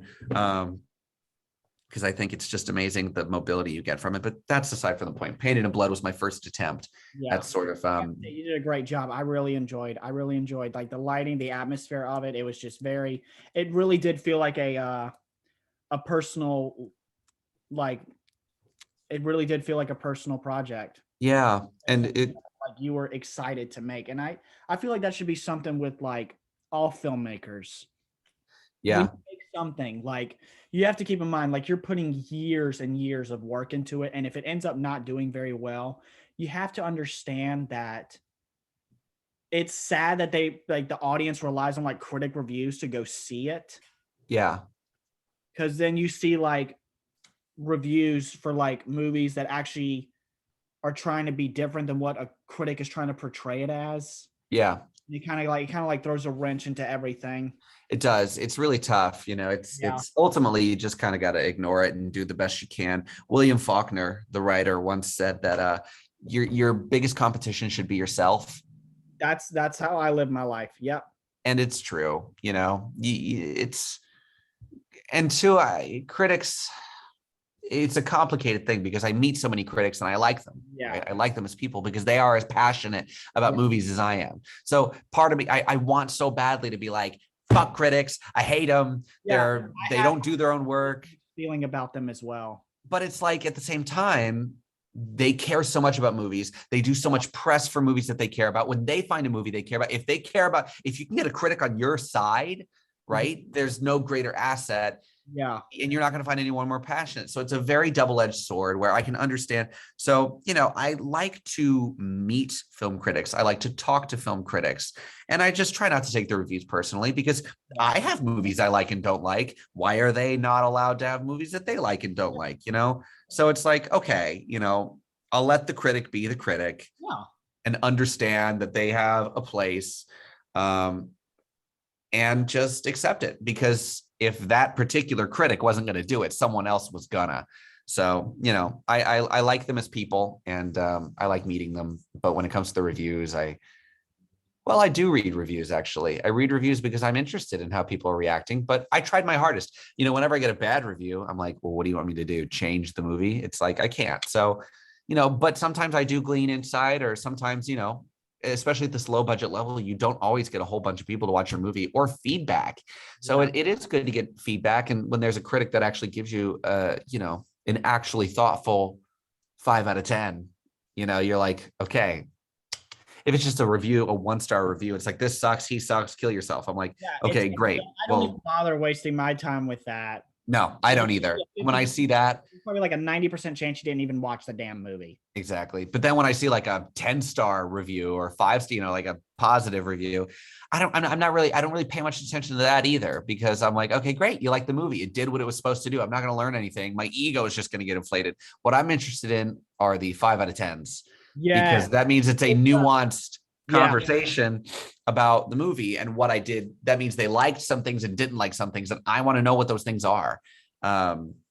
So, and so far reception for Painted in Blood has been really positive, which has been really good. But it's the American Hunt thing, right? Since we're not ripping off anything, people can approach the movie differently. But I think in terms of actual filmmaking and actual storytelling, I think Painted in Blood is the cleanest work I've ever done, where it's very smooth. There's really not any rough edges. The audio is super clean. You know, it was the first time where I was like, okay, I feel like I pulled something off here. You know, I feel like I was, you know, I was made something clean, something direct, something that told its story, you know, and as you'll see in Octa Games, I think I continue that trend. You know, clean audio, clean story structure, good acting from top to bottom. There are some rough edges in Octa Games, but nowhere near as many as in my previous movies. Nowhere near as many. So yeah, so that kind of, I guess that kind of leads me to where I am now. You know, I've just released Painted in Blood. I'm working on this horror adaptation of Pinocchio for the studio. And the goal with that is to make it even more polished and try and get as much of a professional polish on as low of a budget as possible. You know, it's hard adapting a novel into something of your own and adapting it, like you said, with Five Nights at Freddy's, where it's like it's a character that people know and love. So you want to do justice to that by that, but you also want to do your own thing. And but Pinocchio isn't quite as culturally prevalent or beloved. He's more of just it'd be like saying clown or werewolf or, you know, something like that, where it's very dated. It's very old. So it's, you know, there aren't a whole lot of people who like are passionate about Pinocchio, at least outside of Italy. So yeah, I'm looking to do something really unique and really interesting and continue to make polished work for the studio, you know, with bigger and bigger crews and bigger budgets. But on the side, I'm experimenting with the iPhone. I'm experimenting with like, how do we as filmmakers tell stories that are interesting to us, take control of the distribution, and make the production more nimble, more agile, and sort of ubiquitous, and sort of, you know, make sure that filmmakers know that the power to make a movie is in their hands already, and that it doesn't have to be so hard. It doesn't have to be so big. It doesn't have to be so epic, that it's about storytelling. And so that's kind of where my head is these days, where I'm doing both big studio work and unpolished indie work. But, you know, and I'm trying to really figure out, what is my style? What do I want to do? You know, because I've done all these crazy fun movies and these, you know, I've done sci-fi, I've done thriller, you know, American Hunt was a thriller. I've done monster movies with Clowntergeist and None. I've done sci-fi. I've done some CGI now with Ouija Craft and with Octa Games, as you'll see. It goes outside of horror, and it's more comedy, it's more action, it's more thriller, it's, you know, it's more I guess you would, like I said, whatever Squid Game is, whatever you call that, that's kind of what Octa Games is. It's in that same neighborhood for sure. But yeah, so that's kind of where I'm at these days. Well, it's getting close to it's now at my final question. And Beautiful. This is one big one that goes around in the film industry. Love it. And I need you to answer this very closely in case people at High Octane do see this interview. Great. Who has the full say in things? The director or the producer? The producer being the studio? Like, it depends on, okay, so the director of the studio. It depends on your conversation with the studio. The studio depends on your studio, depends on your movie, right? So like, for example, with American Hunt, right? That was small. And so they basically said, we just need a movie. It's a $5,000 movie. We just need something decent. And we trust you and we know you and we liked Curse of the Nun. So just whatever. So they didn't really care enough to want final say. You know, they never really put up a fight on anything in America. They left me alone because it was like, yeah, we just need a movie. It's $5,000. We're going to make our money back on it because we know your quality of product. And as long as they did have a few notes on the front end that I did have to abide by. You know, the hunt needed to start within 10 minutes, which was crazy fast, but they were right. It needed to start early. And then they just had some guidelines about like no nudity, no sex, no anything like that, which is not, I don't really do a whole lot of that in my movies anyway. But So they got the final say at the beginning. So it's like, I guess they got the final say, but then at the end, when the movie, they let me do whatever ending I wanted. They let me do my post-credit scenes. They didn't care, So I guess I got the final say on that. On Clowntergeist, I got the final say, right? Because then I give it to the studio. I give it to the studio and then say distribute it. So on Clowntergeist, I got the final say. On Painted in Blood, I got the final say. And I got the first say. That's also important. It's not only the final say, like on Octane, they had some notes, at the end, but really what they had were strict guidelines at the front. Like, we want this, we want these guidelines. And then they're like, as long as you land within these guidelines, you're pretty much good to go. We don't want to step on your toes. So you basically make sure that your creative vision lines up with what they need.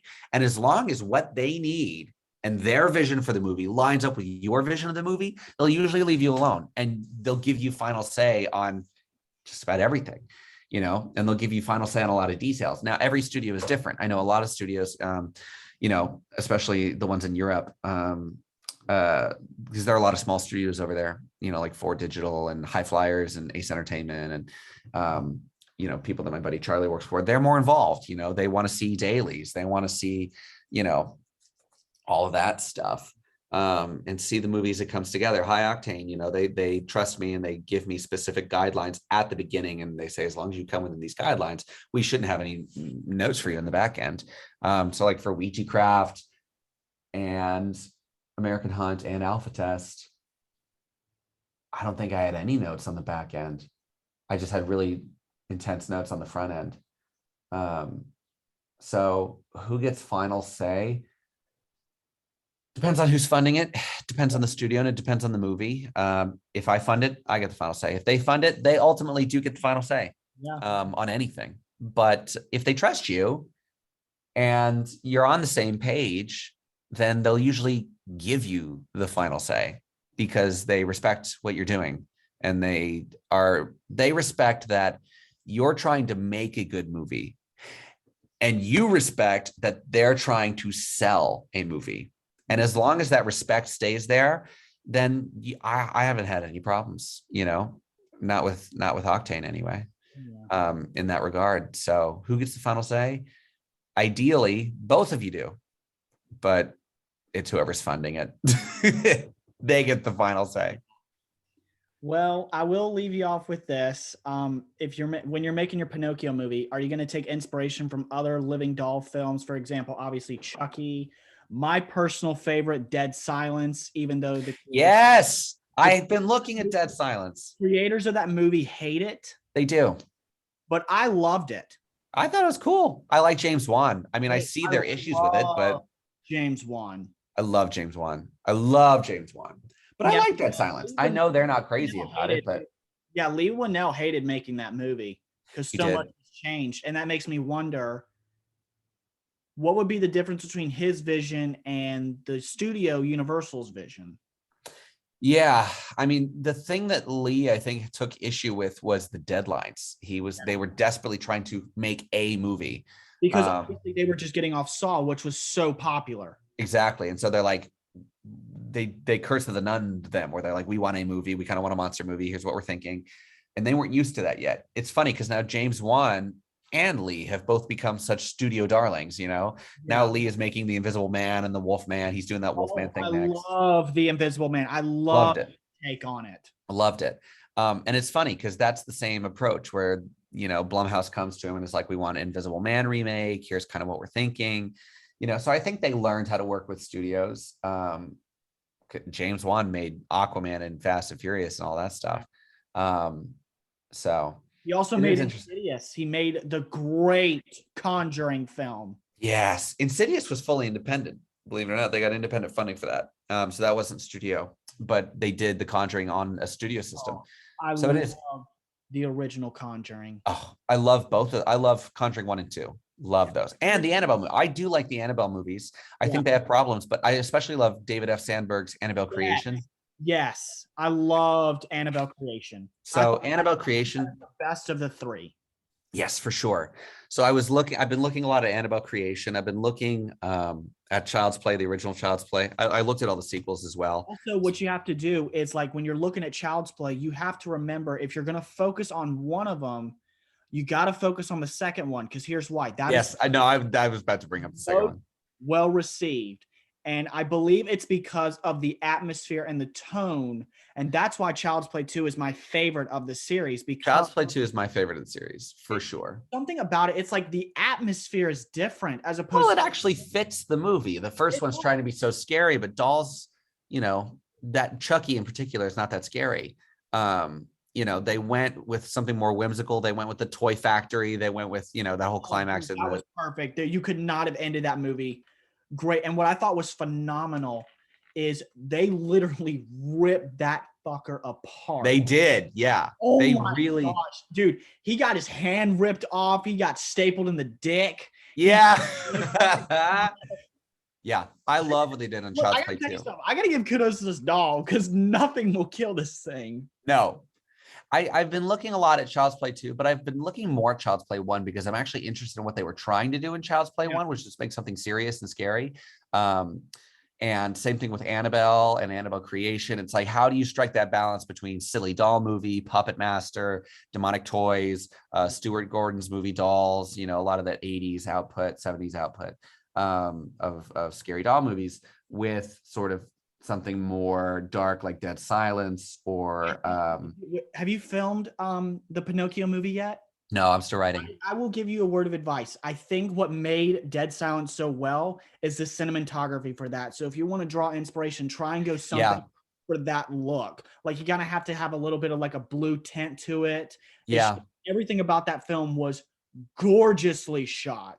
Yeah, it was. It's James Wan. He's a great director, But yeah, so I'm working on this Pinocchio thing, and like I said, I've got other personal projects in the fire right now that are more thriller, that feel more Stephen King, that are more story oriented, that feel more like American Hunt and Painted in Blood, where it really focuses in on story and character rather than effects and set pieces.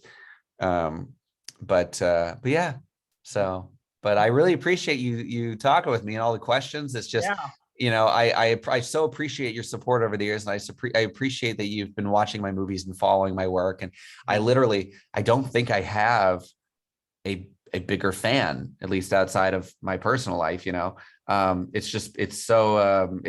flattered, I'm honored that there's been someone out there, because when you make movies, you don't know who's going to watch them. And I have people that like this movie or that movie, but to have someone that's followed my whole career and in such detail I'm honored. I'm very grateful that you support my work. And I hope you continue to grow and make films of your own. I'd love to help you if you ever need help. And I really think that you've got what it takes to do this. I really appreciate that. Yeah, of course. Here's one of the speed round questions that I have. Yes. One. All right. Okay, great. A-list celebrity that you could hire to be in one of your films. I wish I could hire. Male first. Either Daniel Radcliffe or Elijah Wood. Okay. Or Lakeith Stanfield. What about female? Kate Blanchett, Kate Winslet. Let's see, Kate Blanchett, Kate Winslet, or I'm trying to think of someone in the indie world. Oh, Vera Farmiga, but she's not indie. Oh, she's awesome. Nev Campbell. Yeah. She's not indie, but I like Jocelyn Donahue from House of the Devil and Mickey Keating's new movie Off Season. I actually would like to work with her. She's not that far out of reach either. So yeah, there's some females. Well, why don't you try reaching out? Have someone at High Octane reach out to, and y'all come to the for real. Oh, John Cusack. I'd like to work with John Cusack. I'm obsessed with 1408, and I'm obsessed with his flavor of mania that he can do. Yeah, John Cusack would be fun. Yeah, there's a bunch of them. Oh, Aaron, I really appreciate this. This has been a phenomenal and great opportunity. Of course. I'm happy to do it. Yeah. It's good to finally meet you. It's good to finally meet you too. Maybe I have to schedule a flight over to Nashville where I can. Yeah. Well, you're probably not far. I It's can make probably shadow where in work. North Carolina? Where in North Carolina are you? North Carolina. Which one? Where? Cary, North Carolina, like 30 minutes away from Raleigh. Curious because I just went to Asheville. One of your film projects. Yeah, I'd love to have you on set. Raleigh. Woo, Raleigh's 8.5 hours. Yeah. Ugh, still drivable though. But yeah, I should have you on set sometime. Yeah. Well, if you ever, hey, I don't have that much aside from a summer class. If you need me for a summer project, I can probably fly over there. Yeah. Well, I'll take a look. I'll see when Pinocchio's shooting and we'll talk more. All right. Well, stay So, in touch, man. It was will do. really great to finally meet you. Yeah. Great portfolio of films, and Thank you. it's been a dream come true. Ugh, it's so good to talk to you. Thank you so much. All right. Have a good one. You too.